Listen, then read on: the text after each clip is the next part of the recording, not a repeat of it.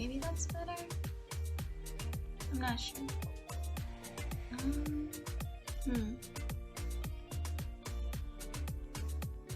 Hi, Mortal.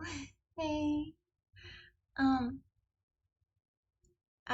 I'm gonna try to see if it's working. So far it looks like we're okay, but also, why am I so big? Oh gosh, dang it.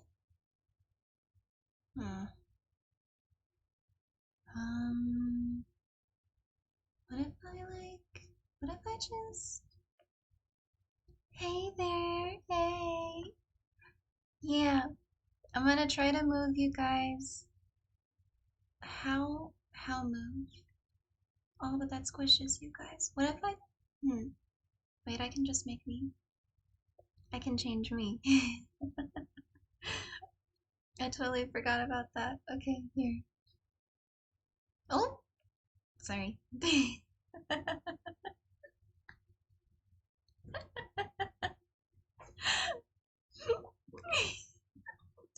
Oh, oh, oops. Um, okay. Um, all right. I think that we're okay. Um, now I can just move me and keep moving.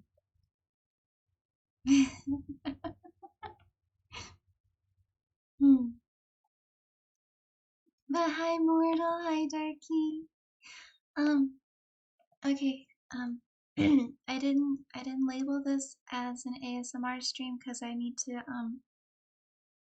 think I need to research how how to do an ASMR stream before I attempt the next one. I don't think I did the first one at all like it's supposed to be. So, yeah. um, and I'm not gonna be able to do all the voices I did in the first video for the first, I think like 5 chapters. Um, the guy voices really messed up my throat. So so we'll just be doing I'll still be doing voices, but I'll be doing them the best I can with my cap capabilities. Um, but yay! I'm glad y'all can hear me. Okay. Um, wait, yeah, yeah, y'all can hear me. I see my little, yeah, my meter's moving. Okay, yeah. Okay. Um, hmm. I don't know if alerts are working, but that's okay. Um, I do have alerts though, so fingers crossed that they work. um, but yeah, we've got our story. Um, uh, what was I gonna do? Right. Okay. Yeah. Yeah.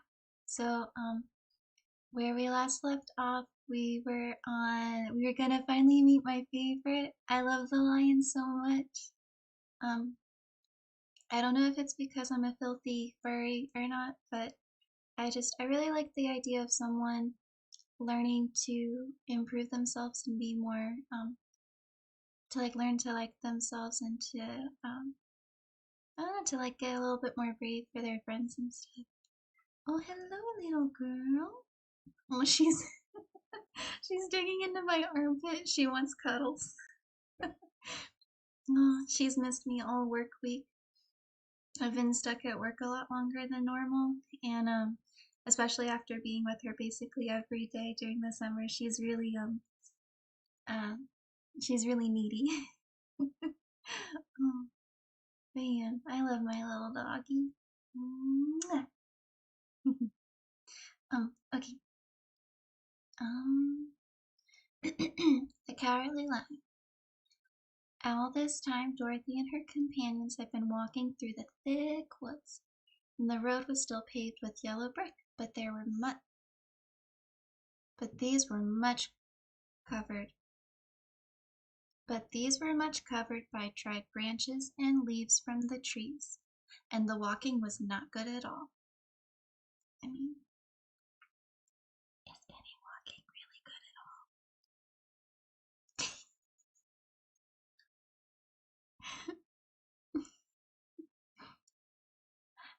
I use the elevator at work every day because I'm on the second floor of the school, and there ain't no way I'm gonna use the stairs 4 times a day.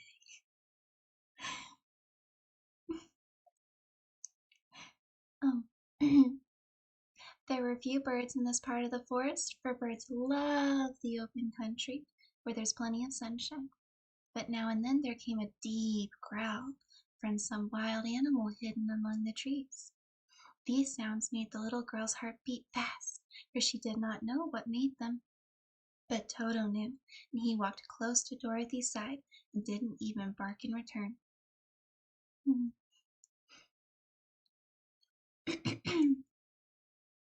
How long will it be, the child asked of the Wood Tin Man, before we are out of the forest?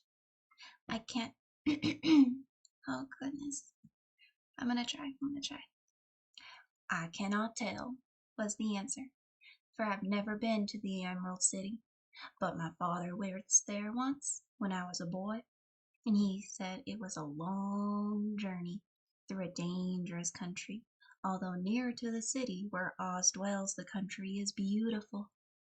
But I'm not afraid so long as I have my oil can, and nothing can hurt the Scarecrow while you bear upon your forehead the mark of the Good Witch's kiss, and that will protect you from harm. She still has that kiss on her forehead? Are you kidding me? That is some long-lasting lipstick. Ayo, I need that. Where's the link? Oh.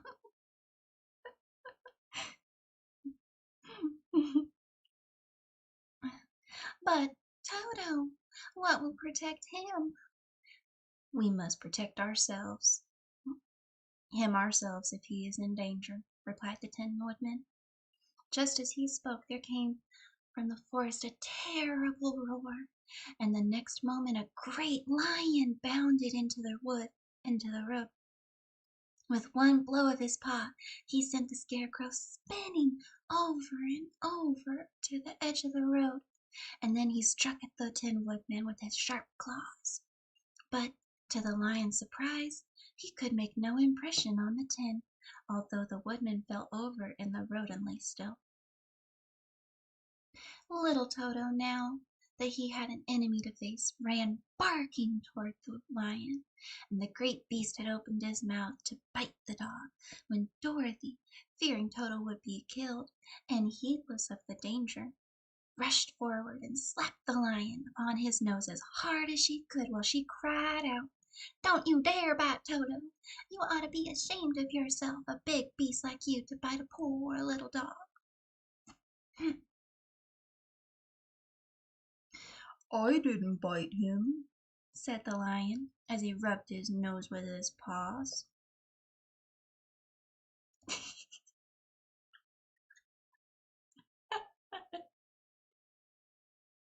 Sorry, I couldn't help myself. Honestly, yeah. Oh, fun fact, Mortal and Darky, if you're ever in danger in the ocean, slapping a shark on their nose is one of the best ways to get safe. They are extremely sensitive on their snouts. Extremely sensitive. It is like, I think one of like the best ways to protect yourself is to like pop it on the nose as hard as you can, because it's got like a lot of like really sensitive nerve endings for its big old sniffer. Yeah.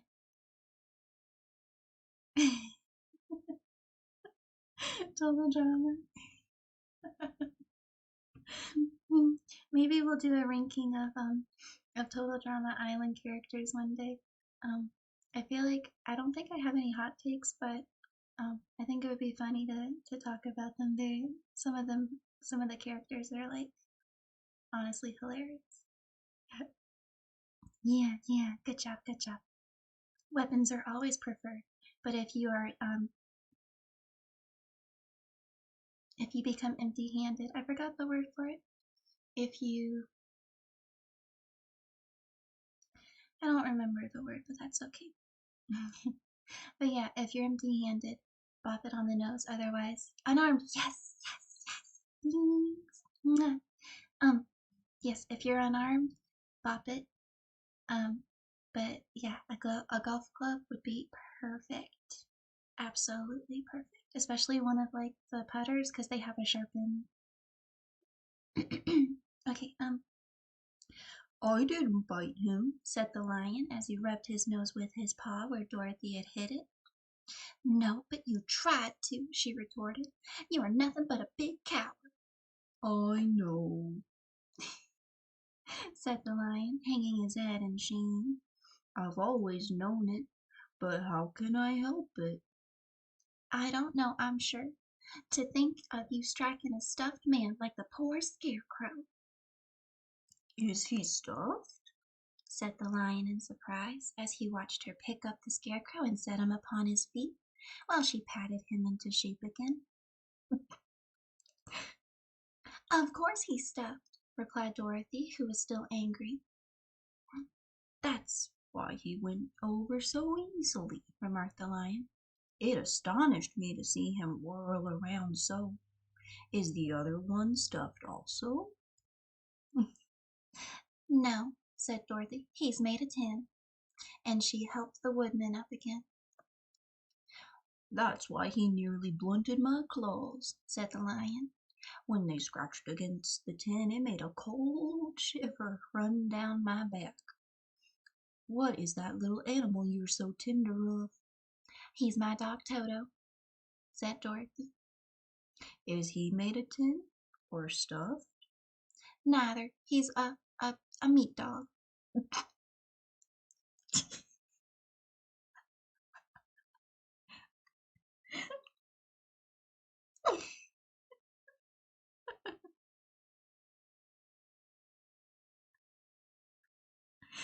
Oh my god.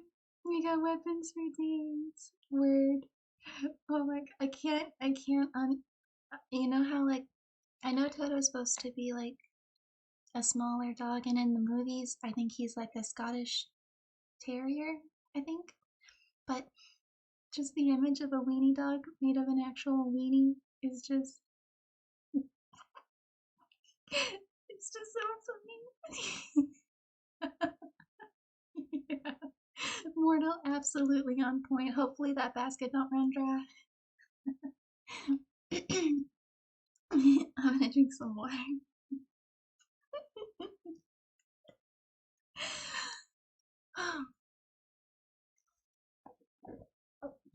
Okay. Oh, oops. Okay. Oh, he's a curious animal and seems remarkably small. Now that I look at him, no one would think of biting such a little thing, except a coward like me. What makes you a coward? Said Dorothy, looking at the great beast in wonder, for he was as big as a horse. It's a mystery, replied the lion. I suppose I was born that way. All the other animals in the forest naturally expect me to be brave, for the lion is everywhere thought to be the king of beasts.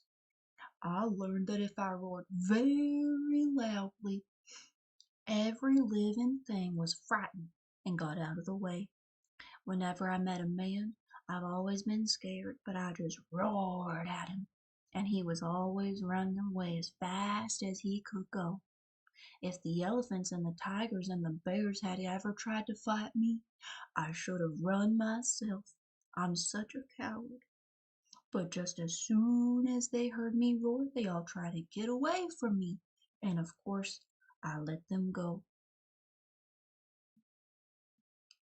I gotta do what you gotta do. Um, oh man.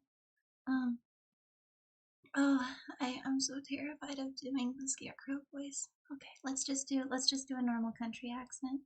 I'm sorry guys, I don't know if I can do too many dark voices. Oh, I can already feel my throat scratching. Okay. But that isn't right. The king of beasts shouldn't be a coward, said the scarecrow. I know, returned the lion, wiping a tear from his eye with the tip of his tail. It is my greatest sorrow, and makes my life very unhappy. But whenever there is danger, my heart begins to beat very fast. Perhaps you have a heart disease, said the Tin Woodman. It may be. If you have, continued the Woodman, you ought to be glad, for it proves you have a heart. For my part, I have no heart, so I cannot have heart disease. What kind of take is that? That's a terrible hot take. Oh my god.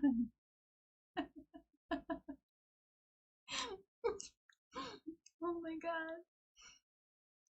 Honestly, mortal, the Tin Woodman is so. What an idiot. Oh my god. Bro's literally out here, like, pretending that he's got some kind of IQ, but, like, there ain't no way. There ain't no way. And I don't know if you. I don't think Darky was here. No, Darky wasn't here for the first one, but, we found out that the whole reason the Tin Woodman's tin is because Bro wanted to was such a simp for this one chick, and then he get like and like someone really didn't want him to get laid, I guess. So they were just like, oh, guess we gotta cut off all your limbs then. And it's like, and then by the time he like got all of these like enhancements, he was like, oh, you know what? She actually wasn't worth it.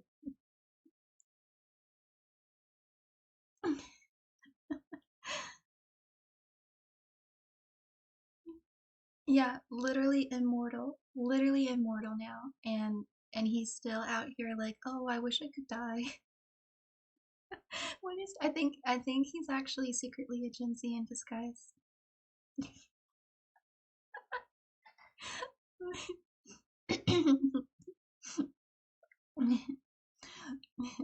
Perhaps, he said thoughtfully. If I had no heart, I should not be a coward.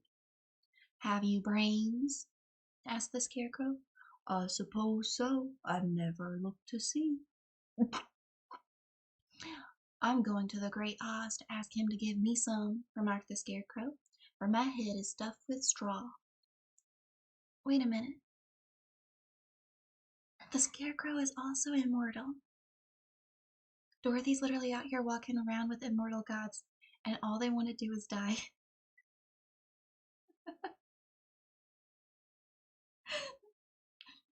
Yeah, yeah.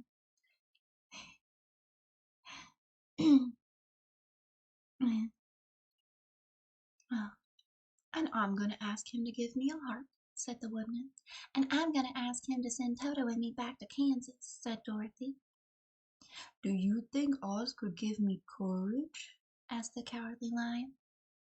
Just as easily as he could give me brains, said the Scarecrow. Or give me a heart, said the Tin Woodman. Or send me back to Kansas, said Dorothy.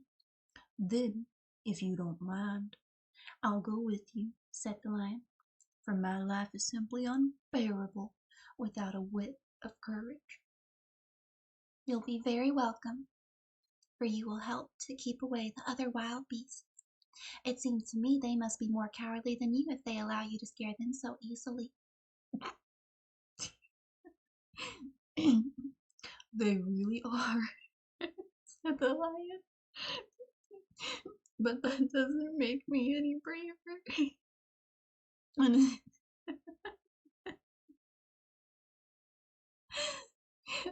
as long as and as and as long as I know myself to be a coward, I shall be unhappy.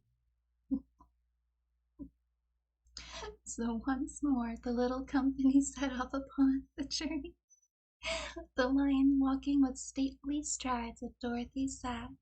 Toto did not approve of this new comrade at first, so he could not forget how nearly he had been crushed between the lion's great jaws. But after a time he came more at ease, and presently Toto and the Cowardly Lion had grown to be friends. During the rest of that day there was no other adventure to mar the peace of their journey. Once indeed the Tin Woodman stepped upon a beetle that was crawling along the road and killed the poor thing. Oh. This made the Tin Woodman very unhappy, for he always cared to not hurt any living creature.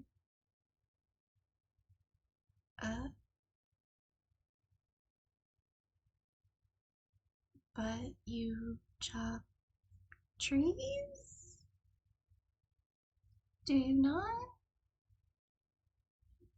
Right? You chop trees. And trees are, well, I guess he prescribes to like only things that are sentient would be living. So I guess I understand, but I understand but I don't understand. I guess is what I'm trying to say. Yeah. Oh god, yeah, he's for real. They had him across the door. Yeah. Oh man.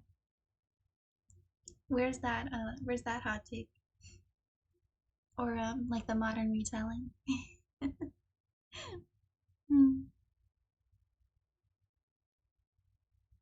Honestly, Darky, that's the like all that Oz could even give you anyway. That man's a hack. Definitely not my wizard. Hashtag not my wizard. Hmm. Okay. Um, um, um. Oh, this made the Tin Woodman very unhappy, for he always cared not to hurt any living creature, and as he walked along he kept several tears of sorrow and regret. These tears ran slowly down his face and over the hinges of his jaws, and they were rested when Dorothy presently asked him a question, and the Tin Woodman could not open his mouth, for his jaws rested together.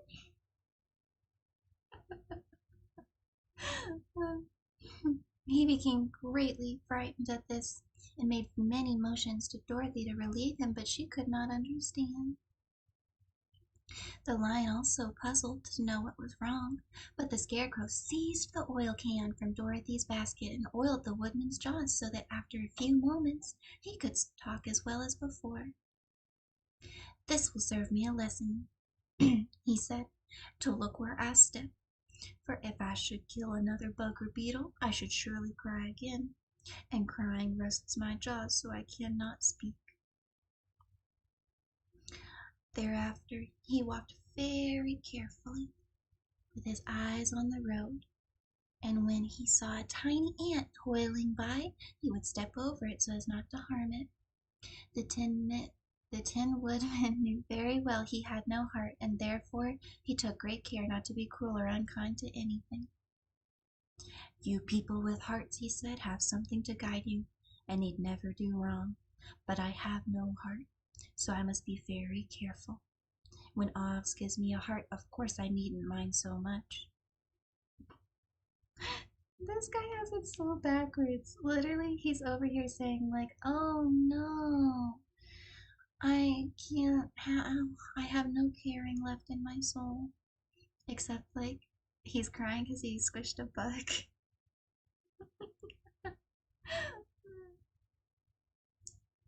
Oh, oh wait. Oh no. That's my Sutherland. He doesn't cry, but he he definitely doesn't like squishing bugs and killing them for me. Even when there's a spider on my door and I can't leave the house without it getting taken care of. I had to wake him up because it was so big, guys. It was like as big as my hand. Or That's exaggeration. As big as the palm of my hand.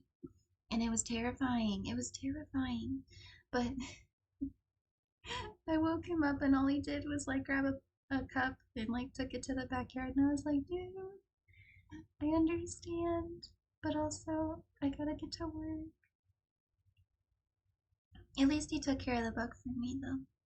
I think spiders are great from a distance when they're not like surprising me in front of my face.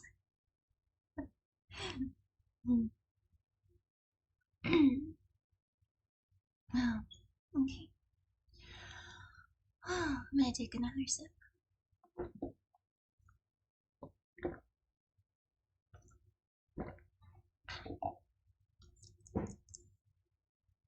Okay. They were obliged to camp out that night under the large tree in the forest, for there were no other houses nearby.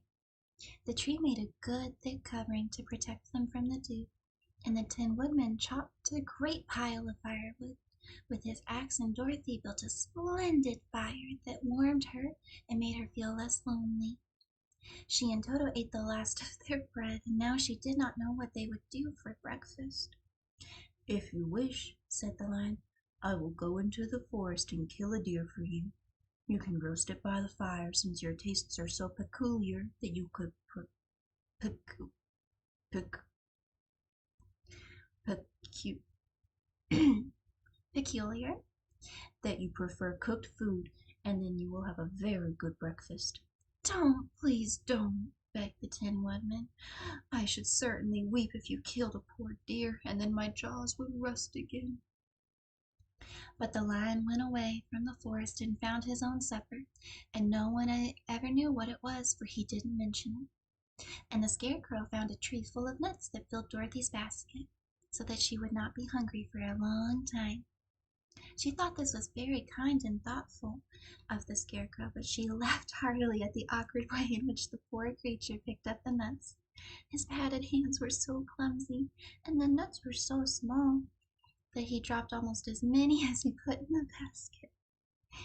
But the Scarecrow did not mind how long it took him to fill the basket, for it helped him keep away from the fire, as he feared a spark might get into his straw and burn him up. So he kept a good distance away from the flames, and only came near to cover Dorothy with dry leaves when she lay down to sleep. They kept her very snug and warm, and she slept soundly until morning. When it was daylight, the girl bathed her face in the little rippling brook, and soon after they all started towards the Emerald City. This was in a difficult of I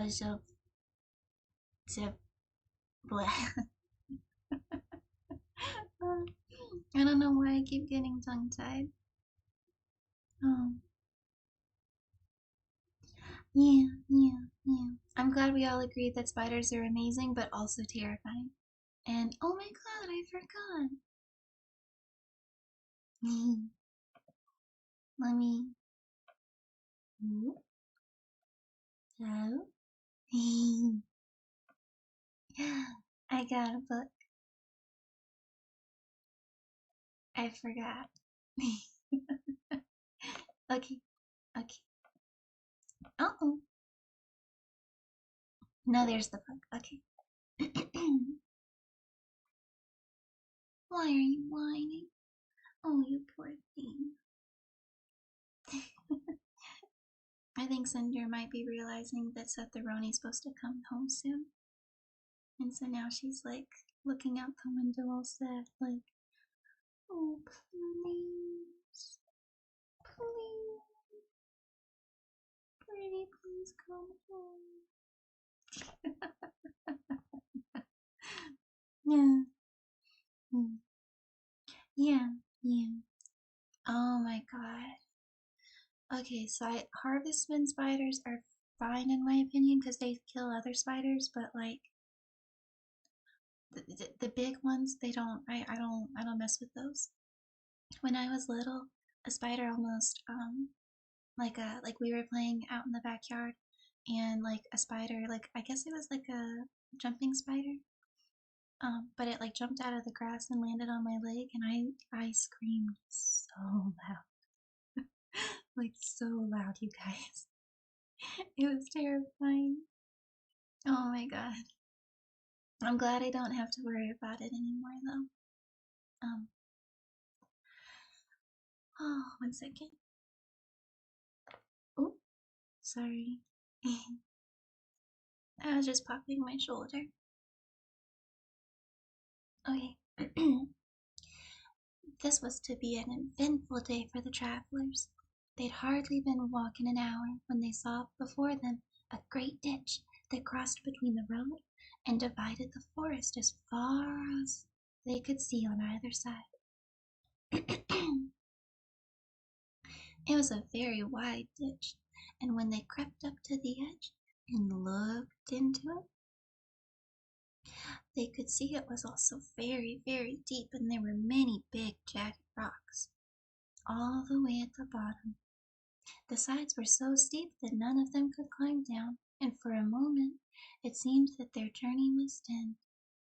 "What shall we do?" despaired Dorothy.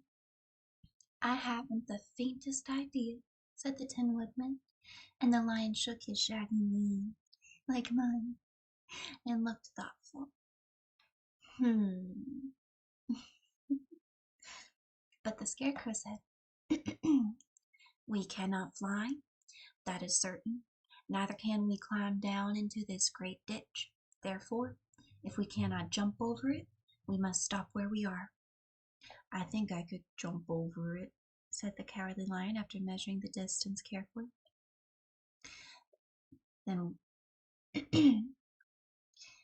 then we are all right, said the Scarecrow, "for you can carry us all over on your back, one at a time."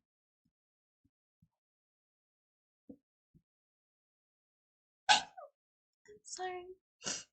Oh. RIP headphone users.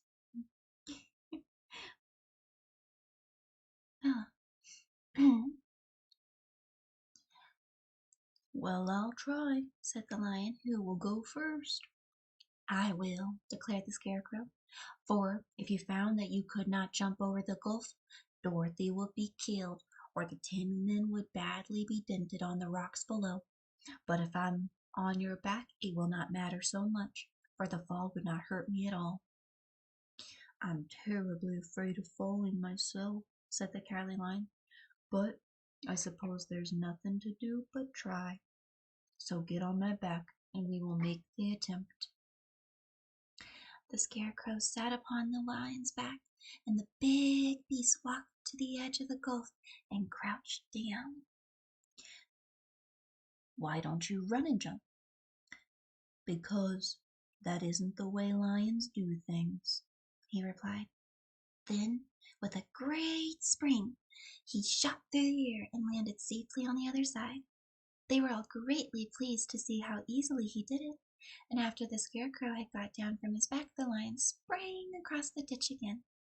Dorothy thought she would go next, so she took Toto in her arms and climbed to the Lion's back, holding tightly to his mane with one hand. The next moment it seemed as if she was flying through the air, and then, before she had time to think about it, she was safe on the other side. The Lion went back a third time and got the Tin Woodman. "Hi, Justin. You're just in time for bedtime stories. I can't do all the voices like last time, but I can do the Cowardly Lion. That one doesn't hurt my throat, but all the other ones do. Sorry." The Lion went back a third time and got the Tin Woodman, and they all sat down for a few moments to give the beast a chance to rest, for his great leaps had made his breath short, and he panted like a big dog that had been running too long.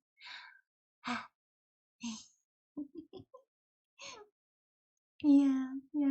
Crystal is honestly full of so many great jokes. I love Crystal so much. She's so great. Um, I'm gonna maybe we'll do like a girls night sometime. She's just so cool, like, oh my god. Oh, sorry. Sometimes I get starstruck thinking about Crystal. Get it? Cause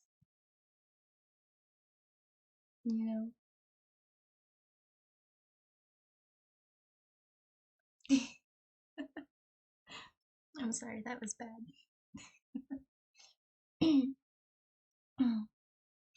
They found the forest very thick on this side, and it looked dark and gloomy.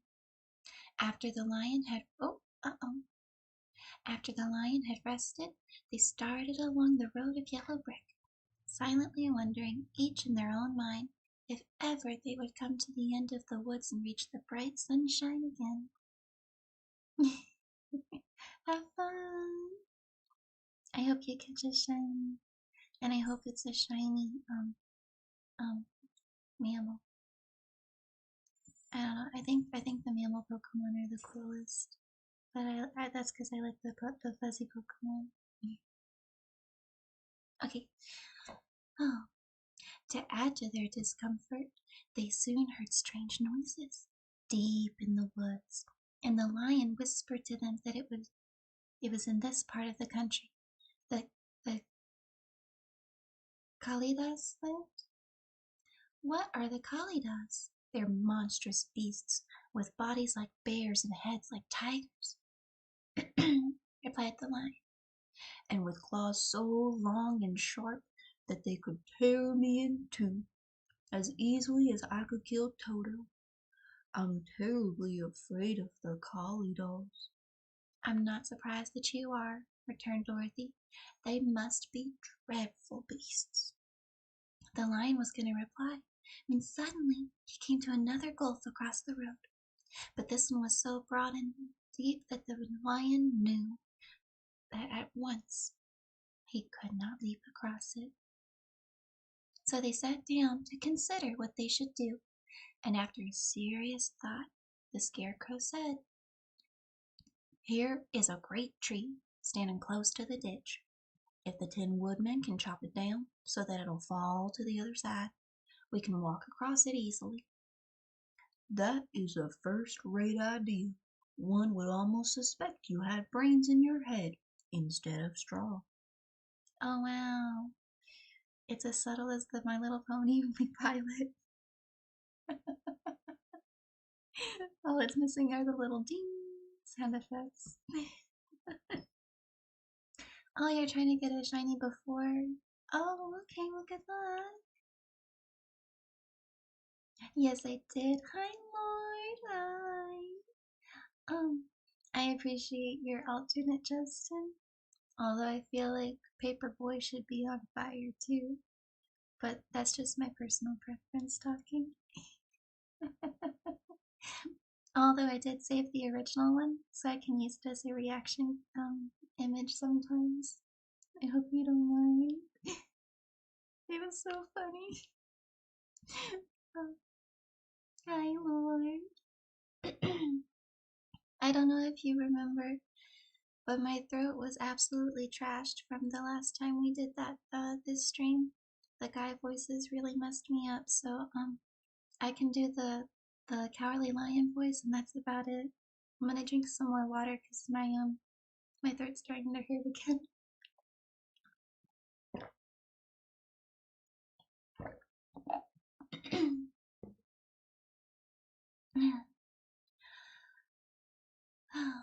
Yay.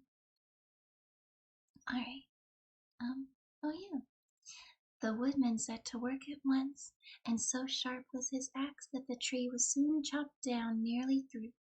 Then the lion put his strong front legs against the tree and pushed with all his might, and slowly the big tree tipped and fell with a crash against the ditch, its top branches falling to the other side. Oh, sorry. I'm drinking next to the mic because, well, this is supposed to be an ASMR thing, but I don't think I need to do more research before I actually attempt an ASMR stream. I don't think I did it right the first time.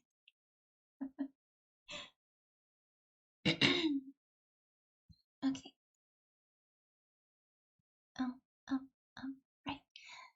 They had just started to cross this bridge when a sharp growl made them all look up, and to their horror, they saw running towards them two great beasts with bodies like bears and heads like tigers. "They are the Kalidas. Kalidas? Calidas. Calidas. Calida. Calida. Yeah. They're the Calidas, trembled the lion. Quick, let us cross over. So Dorothy went first, holding Toto in her arms, and the Tin Woodman followed. The Scarecrow came next. The lion, although he was certainly afraid, turned to face the Kalidas, and then he gave so loud and terrible a roar that Dorothy screamed, and the Scarecrow fell over backward, while even the fierce beast stopped short and looked at him in surprise. But seeing they were bigger than the lion, and remembering that there were two of them and only one of him, the Kalidas again rushed forward, and the lion crossed over to the tree and turned to see what they would do next. Without stopping an instant, the fierce beasts also began to cross the tree, and the lion said to Dorothy, "We are lost, for they will surely tear us to pieces, and with their sharp claws. But stand close behind me, and I will fight them as long as I'm alive." "Wait a minute," said the Scarecrow. He had been thinking what was best to be done, and now he asked the Woodman to chop away the end of the tree that rested on their side of the ditch. The Tin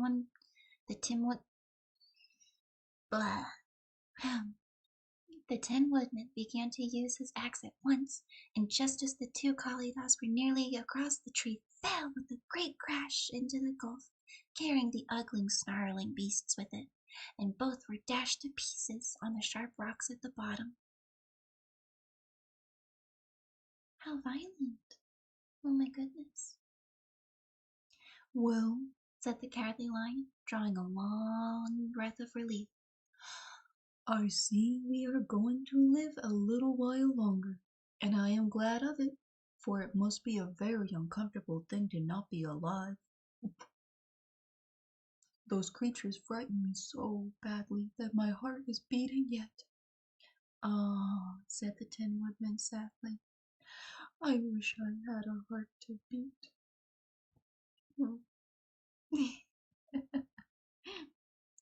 This adventure made the travelers more anxious than ever to get out of the forest, and they walked so fast that Dorothy became tired and had to ride on the lion's back. To their great joy, the trees became thinner the farther they advanced, and in the afternoon they suddenly came upon a broad river flowing swiftly just before them. On the other side of the water, they could see the yellow brick road running through a beautiful countryside with green meadows dotted with bright flowers, and all along the road bordered trees hanging full of delicious fruit. They were greatly pleased to see this delightful country before them. "What do you mean, Oh, my poor baby throwing a fit." I don't think Cinder likes bedtime stories. Poor little baby. She's just a little baby. I'm gonna take a water.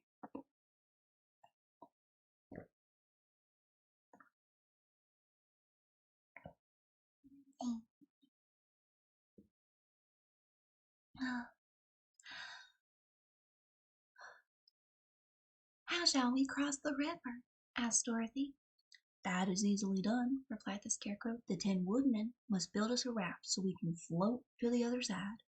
So the Woodman took his axe and chopped down small trees to make a raft, and while he was busy at this, the Scarecrow found the river bank a tree full of fine fruit. This pleased Dorothy, who had been eating nothing but nuts all day, and she made a hearty meal of the ripe fruit. But it takes a time to make a raft, even when one is as industrious and untiring as the Tin Woodman. And when the night came, the work was not done. So they found a cozy place under the trees where they slept well until the morning. And Dorothy dreamed of the Emerald City and of the good Wizard Oz, who would soon send her back to her home again. Yeah. Honestly, just use the Tin Woodman. He's empty anyway. Darky, you've got the smart ideas. Oh, you want to draw a fan art? Oh, thanks. It's so sweet. Um, uh, you could go for the meme and draw me with a table, or draw me like with a sign, like you know those people like it's the end of days, but instead of like it's the end of days, it's table supremacy.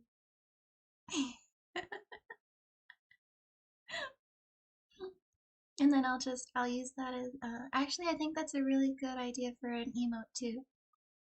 If you don't end up using that, Justin, I think I'll use it for an emote. That'd be hilarious.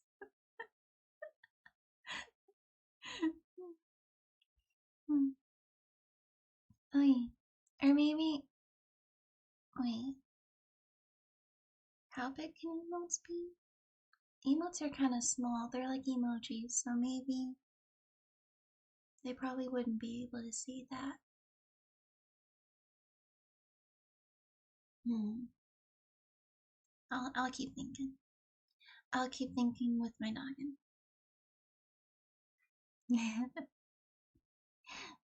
Oh no! We're at the opioids. Alright.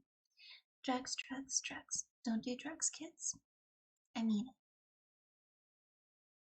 Our little party of travelers awakened the next morning, refreshed and full of hope, and Dorothy breakfasted like a princess off peaches and plums from the trees beside the river. Behind them was the dark forest they'd passed safely through, although they had suffered many discouragements. But But before them was a lovely sunny country that seemed to beckon them on to the Emerald City. To be sure, the broad river now cut them off from the beautiful land, but the raft was nearly done, and after the Tin Woodman had cut a few more logs and fastened them together with wooden pins, they were ready to start. Dorothy sat down in the middle of the raft and held Toto in her arms. When the Cowardly Lion stepped upon the raft, it tipped badly, for he was big and heavy. But the Scarecrow and the Tin Woodman stood on the other end of the raft and steadied it. And they used long poles with their hands to push the raft through the water.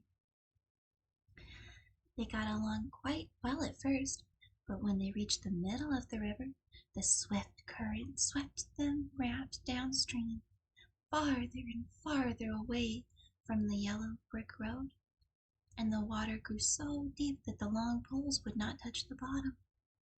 "This is bad," said the Tin Woodman, "for if we cannot get to the land, we shall be carried into the country of the Wicked Witch of the West, and she will enchant us and make her slaves.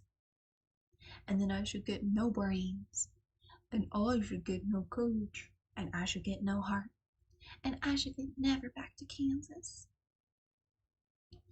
We must certainly get to the Emerald City if we can," the Scarecrow continued, and he pushed so hard on his long pole that it stuck fast in the mud at the bottom.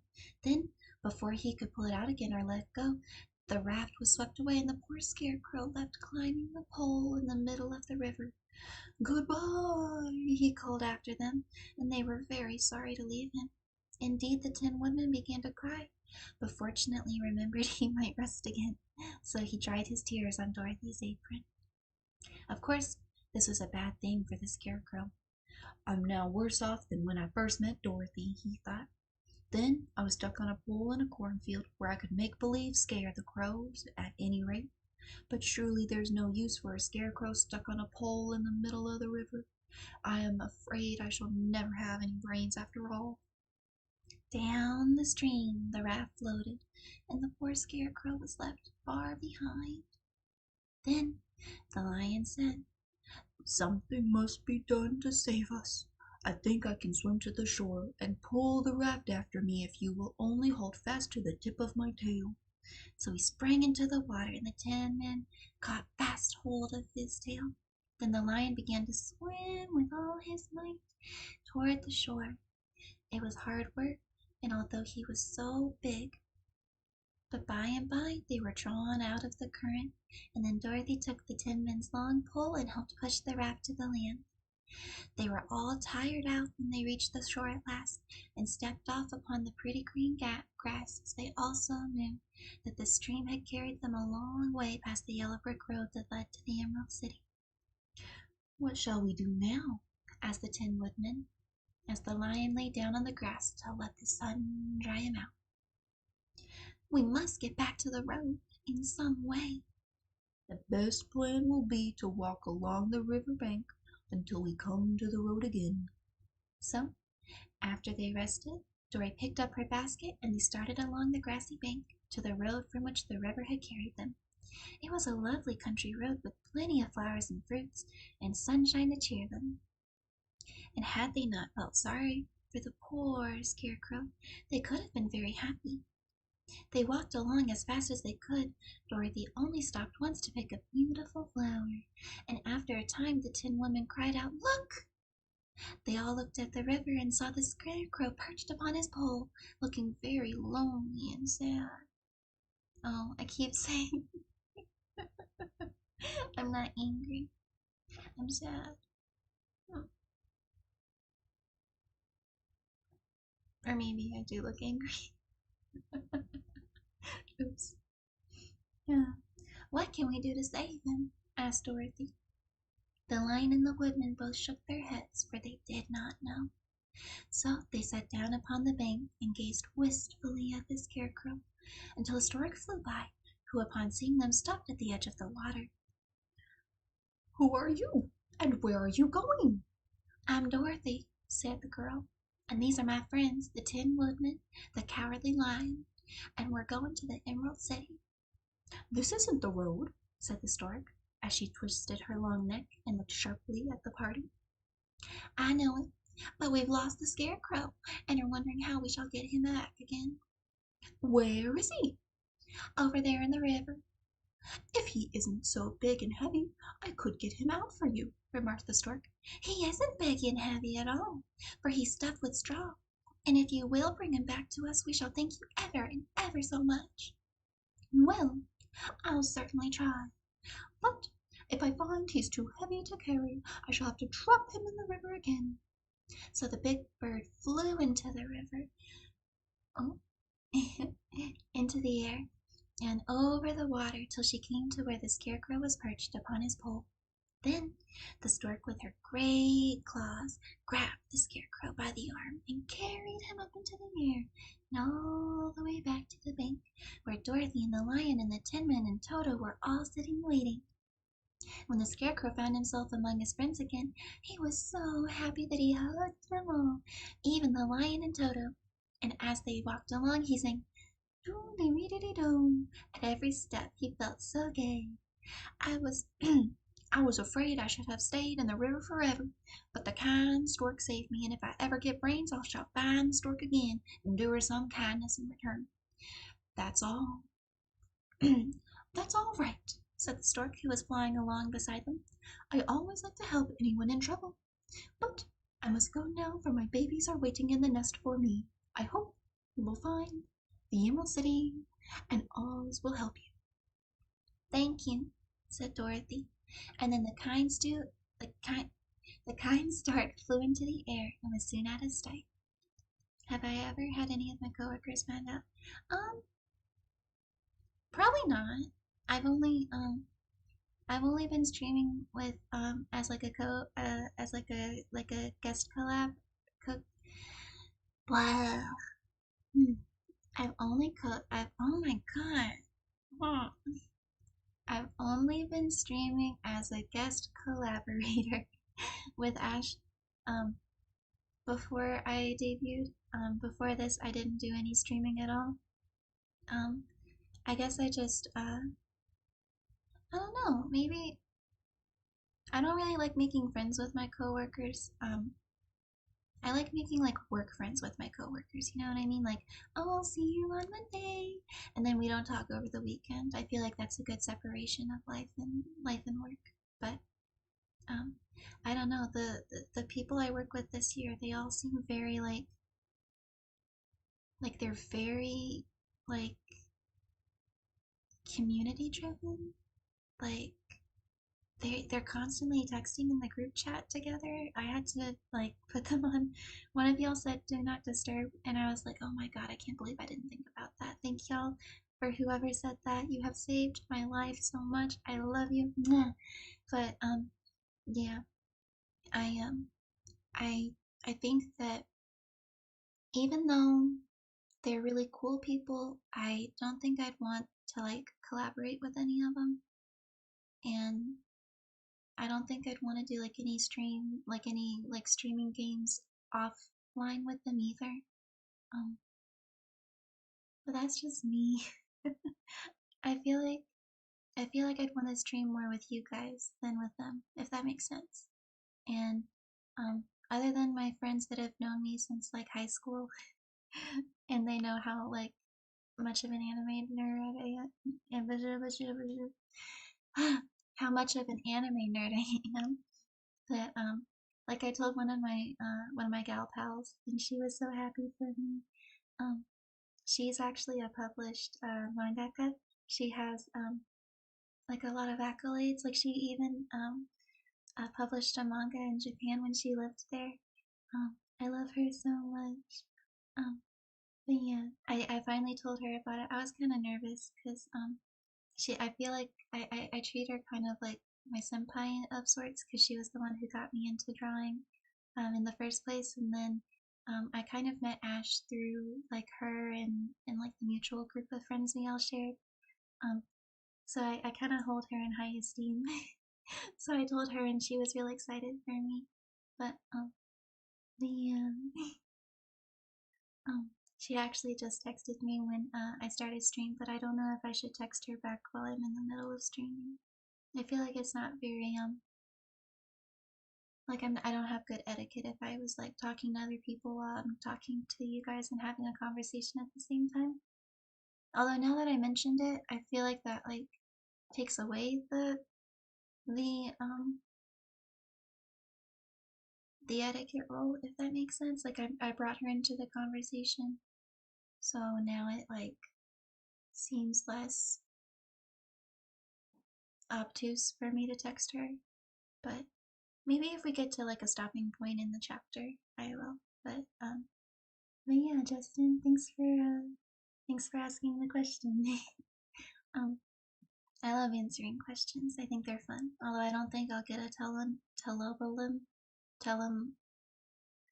I don't know what the name of the website is, but it's like a couple of other VTuber friends I've been trying to make. They use it, but I feel like sometimes it can be like a little overwhelming to have a bunch of questions on another website. Like I feel like that's too many websites for me to keep track of.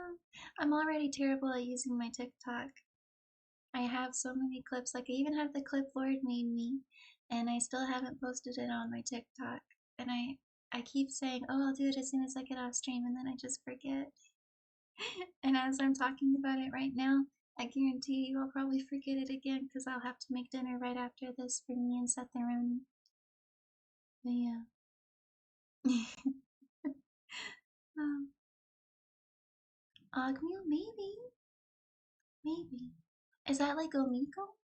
I remember that was like a website where you could chat with strangers, but like that one was like I think that was I think that one was lewd. Maybe. I'm pretty sure it was lewd.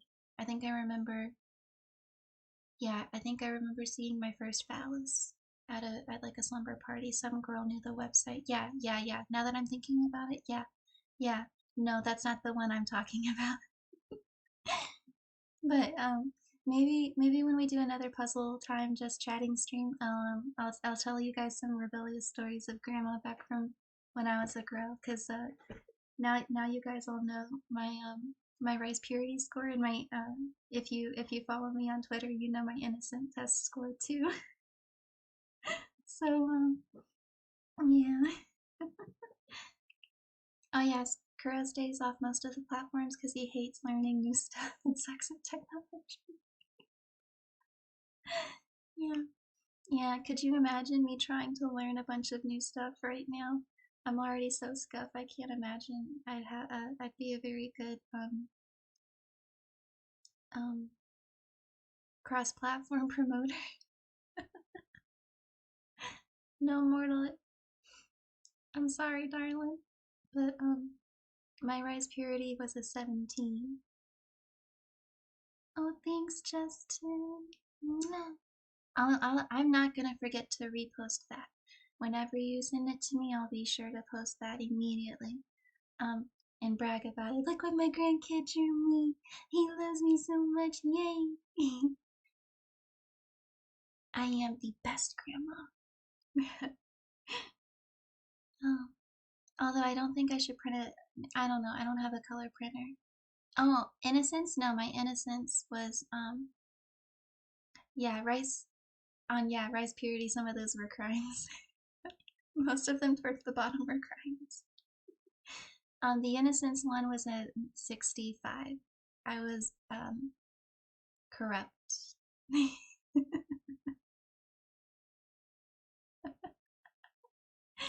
Well, I will say that Justin knows me even when I was a lurker on Ignis's streams, so um, we've built up a rapport um, through mutual watching too. So I don't know. I can't play favorites with grandkids. I'd be a terrible grandma if I said, "Oh yeah, you know Crystal, definitely my favorite." Although wait, she's a grandkid. She follows me. I think you guys would understand if I called Crystal my favorite. Like, who couldn't? She's a bird-loving moon, and every time, every time there's a full moon, my friends all, even ones I haven't spoken to, like the whole month, they'll suddenly like take a picture of the moon and like in all caps they'll just say moon. So maybe it's Crystal.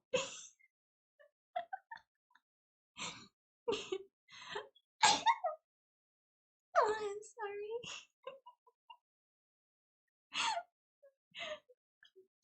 Oh man. Oh, I've plumb forgotten where I was supposed to be in this. Yeah, yeah, Mortal, you get it.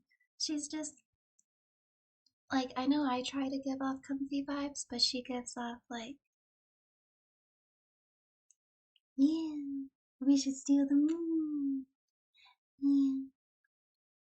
Although I don't, well, I could ask Sethoroni when he gets home. I'm sure he wouldn't mind if I stole Crystal for ourselves. I'd keep her in the extra bedroom, and I'd make sure her bird cage is like nice and big for the birds.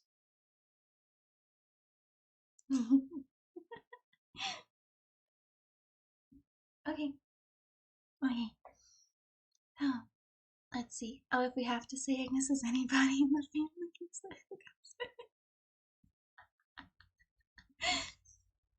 Honestly, he. So I did a model design for him too, and the the mood board he gave me was very sophisticated. Surprisingly, like I was surprised he didn't want to go like all black and red, like Ignis is currently. It was very weird. Um,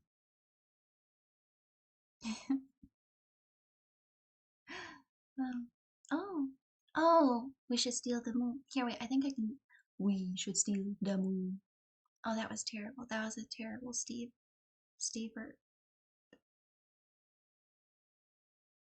I'm terrible with actor names. I thought Ben Affleck and Ben Stiller were the same guy, and that Ben Affleck, or maybe it was Ben Stiller. I thought one of them was like a character the other played. Like I didn't. I thought like I had no idea who the other guy's name was. Like now I know Ben Affleck is actually his own person, but I thought like Ben Stiller was like Ben Affleck, like the Affleck duck. I don't know how. I think all of them just got stuck in my brain in the same brain bucket, and so I just kept thinking that they were all the same thing. Yeah, no. Like not their faces, their names, and I didn't even think that I didn't know Ben Affleck's name, but I guess I did. It's I'll maybe I'll like During stream sometime I'll show you guys. Not today because I gotta stay focused. But maybe we'll do like a surprise stream tomorrow. Who knows? It depends on how. Oh, I did all of my schoolwork and I got 100, you guys. Oh, you're gonna have to do another fan art where I'm trying to steal Crystal Mona's and Reddit. Yeah. Yeah, literally it's just like me kaiju levels big and it's like my big paws. Uh-oh. I can't have no four hands. That's too much power. But it would be like my paws trying to grab the moon. I think that could be fun. That could be really fun.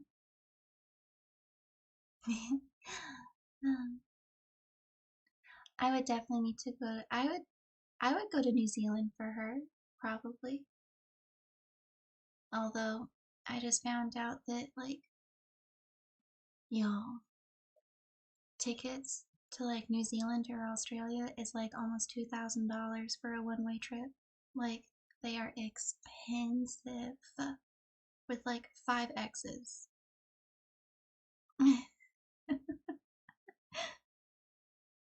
Agnes is Dr. Mysterio.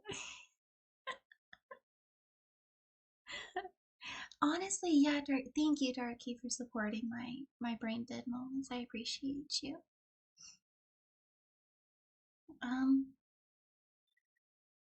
I got no clue where we were. I'm just gonna start back at the top, sorry. They walked along listening to the singing of the brightly colored birds and looking at the lovely flowers which now became so thick that the ground was carpeted with them. There were big yellow and white and blue and purple blossoms, besides great clusters of scarlet poppies, which were so brilliant in color they almost dazzled Dorothy's eyes. Wow. Aren't they beautiful? Asked the girl as she breathed in the spicy scent of the flowers. I suppose so, answered the Scarecrow. When I have brains, I shall probably like them better. If only I had a heart, I should love them, added the Tin Woodman. I always did like flowers, said the Lion. They seem so helpless and frail. But there are none in the forest so bright as these. They now came upon more and more of the bright scarlet poppies and fewer of the other flowers, and soon they found themselves in the midst of a great meadow of poppies. Now, it is well known that when there are many of these flowers together, their odor is so powerful that anyone who should breathe it falls deep into a sleep. And if the sleeper is not careful and not carried away from the scent, he sleeps on forever. But Dorothy did not know this, and nor could she get away from the bright red flowers that were everywhere about. So presently her eyes grew heavy, and she felt she must sit down to rest and sleep. But the Tin Woodman would not let her do this. We must hurry and get back to the road of yellow brick before dark, he said, and the Scarecrow agreed with him. So they kept walking until Dorothy could stand no longer. Her eyes closed in spite of herself, and she forgot where she was and fell among the poppies fast asleep. What shall we do? Asked the Tin Woodman. If we leave her here, she will die, said the Lion. The smell of the flowers is killing us all. I myself can scarcely keep my eye open, and the dog is asleep already. It was true. Toto had fallen asleep right beside his little mistress. But the Scarecrow and the Tin Woodman, not being made of flesh, were not troubled by the scent of the flowers. Run fast, said the Scarecrow to the Lion, and get out of this dead leaf flower bed as soon as you can. We'll bring the little girl with us, but if you should fall asleep, you are too big to be carried. So the Lion roused himself and bounded forward as fast as he could go. In a moment, he was out of sight. Let us make a chair with our hands and carry her. So they picked up Toto and put the dog in her lap, and then they made a chair with their hands for the seat and their arms for the arms of the chair, and carried the sleeping Dorothy between them through the flowers. On and on they walked, and it seemed that their great carpet of deadly flowers that surrounded them would never end. They followed the bend of the river, and at the last moment they oh my goodness. Oh. They followed the bend of the river and at last came upon their friend the lion, lying fast asleep among the poppies. The flowers had been too strong for the huge beast, and he'd given up at last and fallen up only a short distance from the end of the poppy bed, where the sweet grass spread in beautiful green fields before them. "We can do nothing for him," said the Tin Woodman sadly, "for he is much too heavy to lift. We must leave him here to sleep on forever, and perhaps he will dream that he has found courage at last." "I'm sorry," said the Scarecrow. "The lion was a very good comrade for one so cowardly. But let us go on." They carried the sleeping girl to a pretty spot beside the river, far enough away from the poppy field to prevent her breathing any more of the poison of the flowers. Here they laid her gently on the grass and waited for the fresh breeze to awaken her.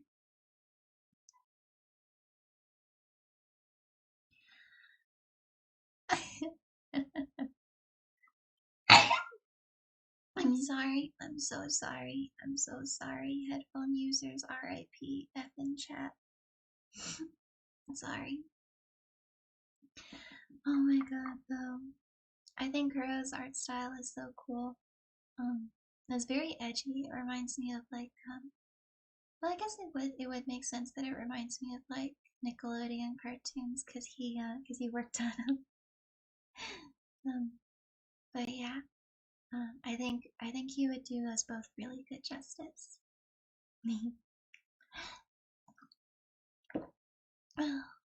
I think I'm gonna have to take a few more sips for a second.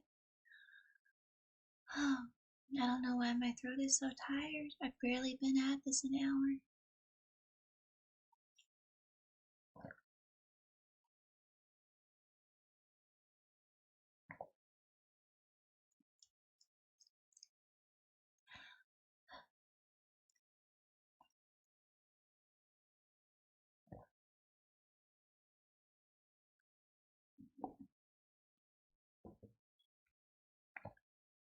Okay, why are you whining? And now she's laying down. My tired little baby. Oh. The Queen of the Field Mice? This wasn't in the movie. We're at it. Okay, here we go. "We cannot be far from the abode of yellow brick now," said the Scarecrow as he stood beside the girl, "for we've come nearly as far as the river carried us away."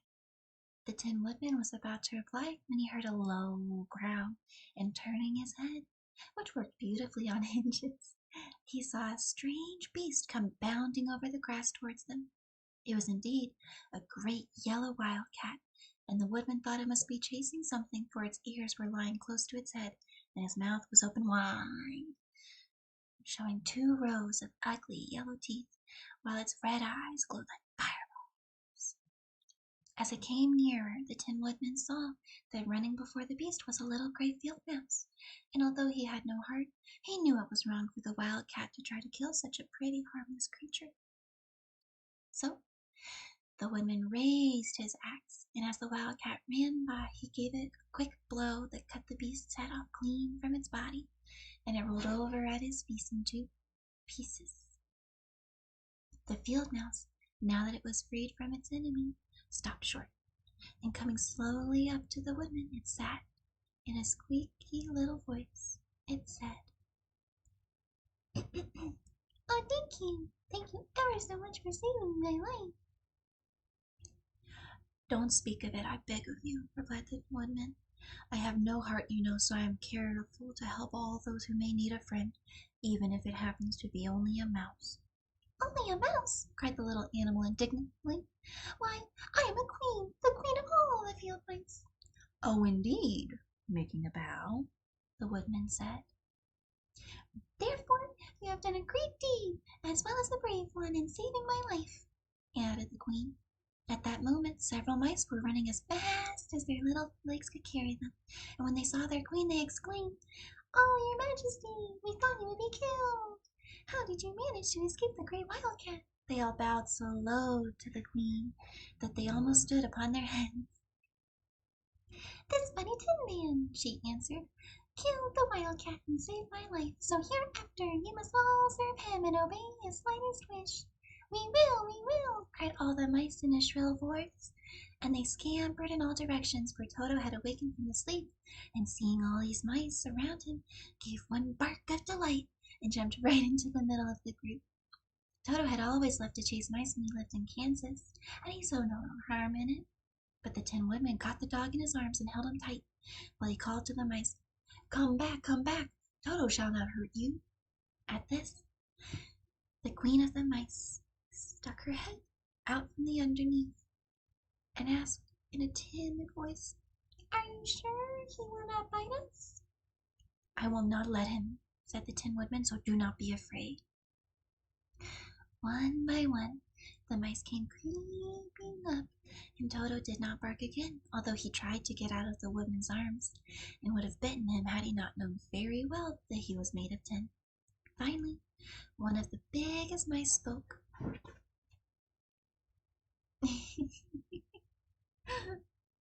She's looking at the door. She's hoping that Saturani's coming home. I bet he's coming home any second now. I don't know if you can hear her whining, but it's kind of funny. He's a little funny. Is there anything we can do to repay you for saving the life of our queen?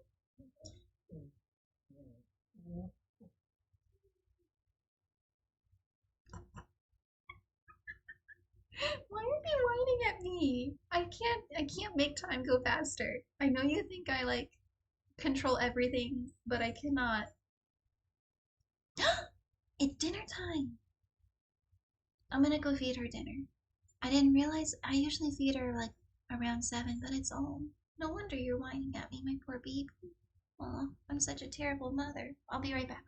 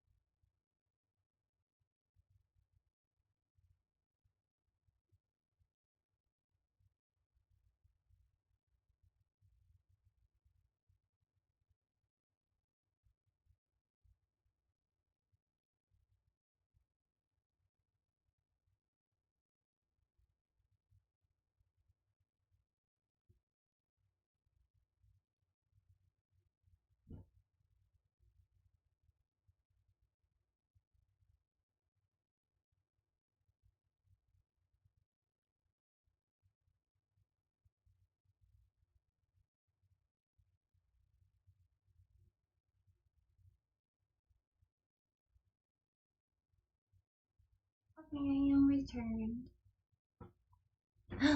Okay. Oh no! I'm sorry I dropped you guys.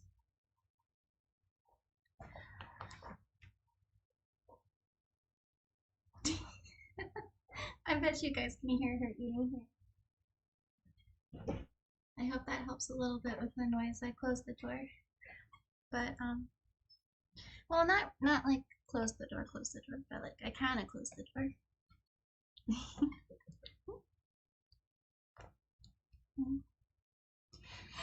That was my arm. Sorry. Is there anything we can do to repay you for saving the life of our queen? Nothing that I know of, answered the woodman, but the scarecrow, who had been trying to think, Could not, but could not. Young lady, don't just come busting in like that. Why are you acting so entitled? I did not raise you this way. Literally, she only busted the door open and then immediately left.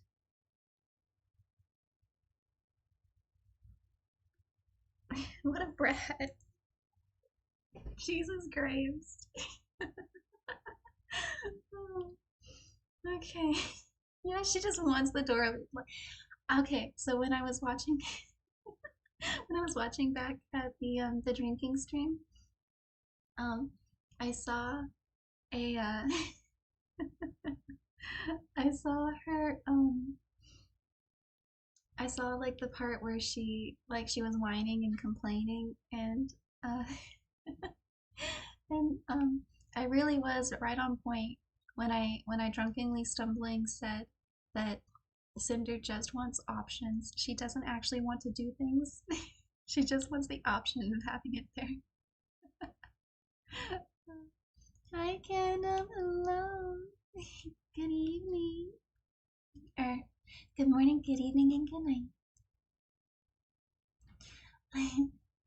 Good morning, good morning. Oh, you want to know what's poppin'? Did you hear it? What about now? Sorry, that was mean. That was mean.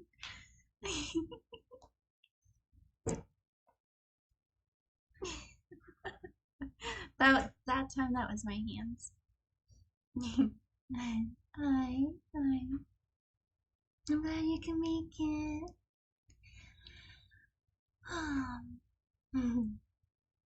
Oh yes, you can save our friend the cowardly lion who's asleep in the papa bed.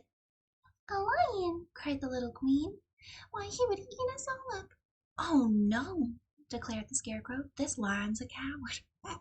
Just putting their friends on us. Really? Asked the mouse. He says so himself. Bijou. Blah. Oops. He says so himself, answered the scarecrow, and he would never hurt anyone who's our friend. If you will help us to save him, I promise that he shall treat you all with kindness. Very well, we must trust you, but what shall we do? Are there many of these mice which call you queen and are living to obey you? Oh yes, there are thousands. Did I tell you all the time that I found a mouse in my school cupboard my very first year as a student teacher? I was teaching 8th grade and we found a rat. So, like a mouse, but bigger and scarier and less cute. And it was in the cupboard. And when I tell y'all that my voice, I didn't realize I could scream that loud. It screamed so loud. So loud. Oh my god. I was, oh man, it was terrifying. Absolutely. I was startled to death. I didn't, so I posted this, that scary, video game today because I realized I've been neglecting my YouTube channel too. I have a backlog of VODs I need to put up on there, but, I feel terrified to rewatch it, so, I don't think I can do a clip show of the scary video game. I don't think I can do it, you guys. I'm sorry. Oh man. But I when I was trying to make the thumbnail for it, I just pulled up the like I kept the loading screen open for it. When I tell y'all that my heart was racing. Oh my god. Oh, um yeah, thanks, Myrtle. Yeah, I've been pretty good at posting things this weekend, but I know it's like maybe 2 weeks later than normal. I have like this is I think the 16th stream I've ever done on my own, including yesterday's collab. But I haven't been posting them on the YouTube channel like I should, so they're like I'm still on my debut week when we played Siren Head. Oh god, I think I peaked.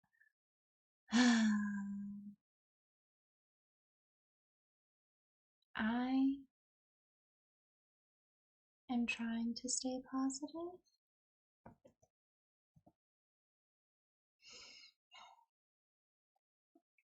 I'm glad that I'm still on an entire. Yes, we're working.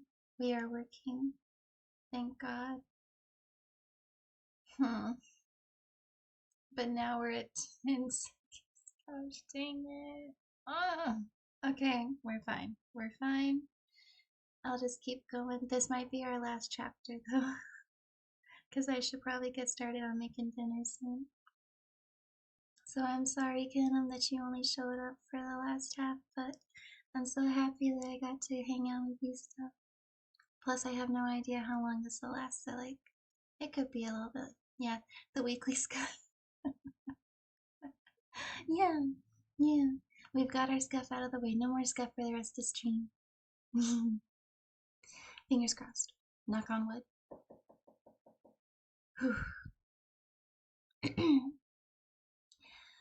Oh, yes, there are thousands. Then send for them all, and come here as soon as possible, and let each one bring out a long piece of string. The queen turned to the mice that attended her, and told them to go at once and get them all her people. As soon as they heard her orders, they ran away in every direction as fast as possible. Now, said the Scarecrow to the Tin Woodman, you must go to those trees by the riverside and make a truck that will carry the lion. So the Woodman went at once to the trees and began to work, and soon made a truck. Huh?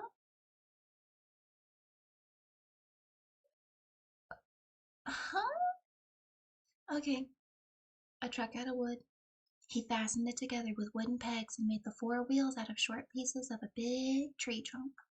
So fast and so well did he work that by the time the mice began to arrive, the truck was all ready for them. They came from all directions, and there were thousands of them, big mice and little mice and middle-sized mice, and each one brought a piece of string in his mouth. It was about this time that Dorothy woke from her long sleep and opened her eyes. She was greatly astonished to find herself lying upon the grass with thousands of mice standing around.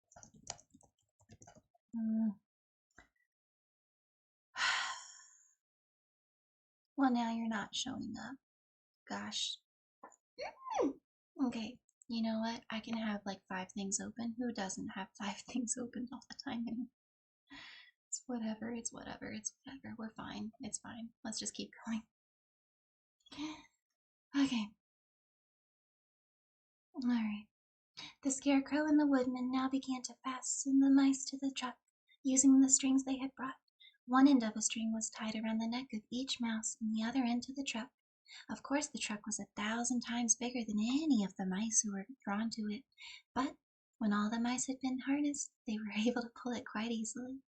Even the Scarecrow and the Tin Woodman could sit on it, and were drawn swiftly by their little horses to the place where the lion lay asleep. After a great deal of hard work, for the lion was very heavy, they managed to get him up onto the truck. Then the queen hurriedly gave her people the order to start, and she feared the mice stayed any longer among the poppies. They would all fall asleep. At first the little creatures, many though there were, could hardly sit, and the heavy could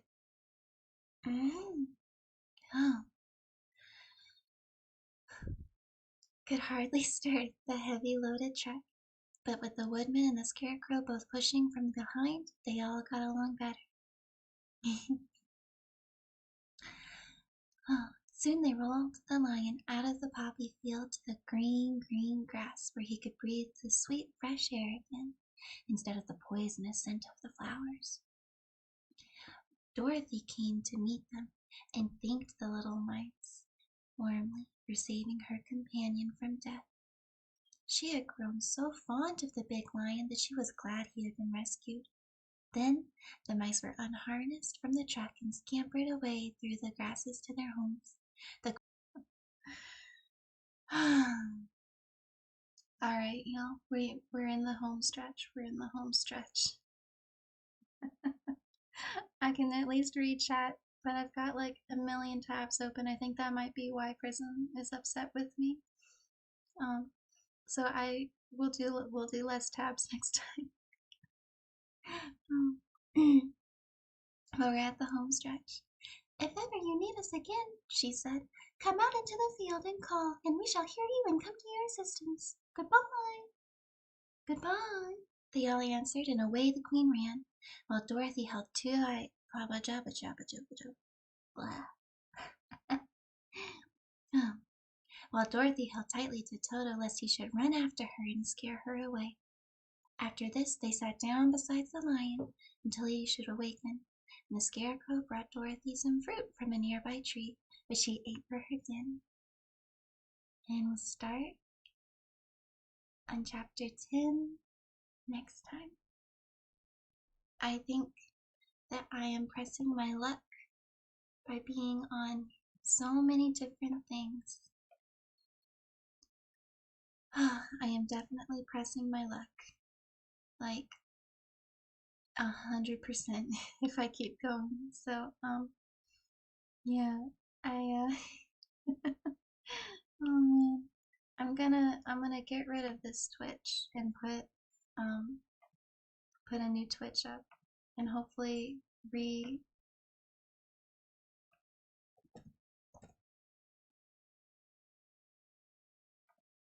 and we'll make it 20.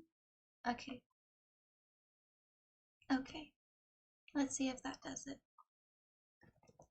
Testing.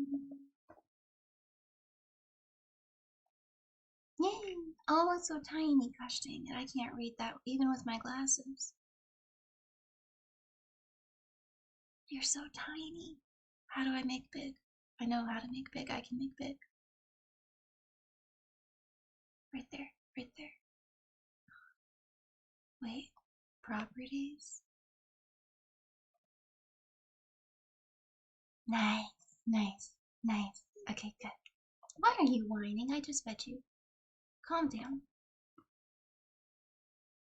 Honestly, Darky, that Tin Man is like way too, like, way too strong for his own good. I'm terrified of that man.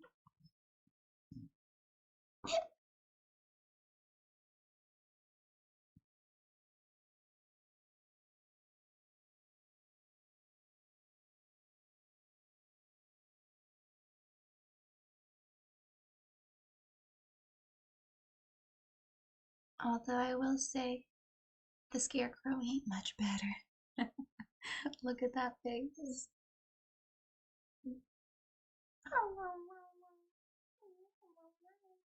Poor baby. Man.